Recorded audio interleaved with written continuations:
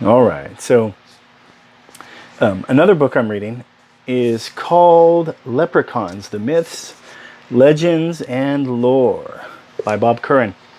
Bob Curran lives in Northern Ireland, and he's got a really cool accent. I know it's probably shallow of me, but anytime he does a show on whether it's like Coast to Coast or some type of podcast or whether it's like an audio, like a radio talk show or a video, I like to watch it because he's very informative. He knows a lot about legends and lore worldwide, but his stuff on leprechauns and mythology and legends and lore and creatures of Ireland is very, very interesting.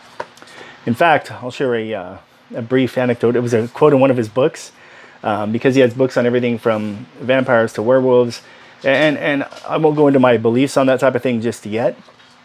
But I think there are more to legends than we give credit for.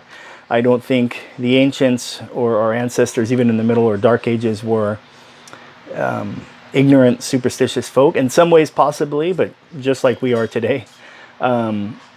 But I think they were a lot smarter than we give them credit for. And there is a statement, I can't remember who said it, but he said, the author said, a legend may not exist, or a legend may not be real, but the fact is that legends exist, and because the legend itself exists, it requires an explanation. Something to that effect. In other words, it may not be true like the whole thing, but it may have a kernel of truth or a seed of truth to it. But there's a reason it came about. And we shouldn't really, in my opinion at least, in my belief, we shouldn't just wholeheartedly and completely dismiss people or dismiss those legends just because we don't think it's possible. Because something prompted it. So anyway, leprechauns, the myths, legends, and lore. Sorry if I slur my S's.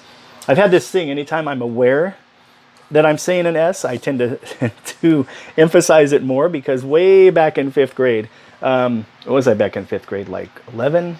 I think 11 years old, 10, 11.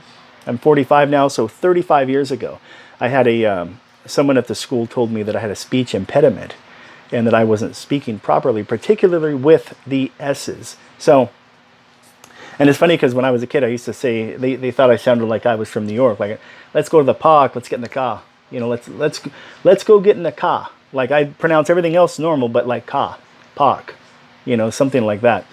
So anyway, so back to the funny. Some of you may not like this. Yeah, if you're like really overtly sort of political or really have a hard time sort of digesting or taking those jokes in. But there's something funny he wrote, and it was in a vampire book. And this guy Bob Curran, he says, I want to get it right. He said, politicians frighten me more than vampires, because politicians are real, and they won't just settle for blood.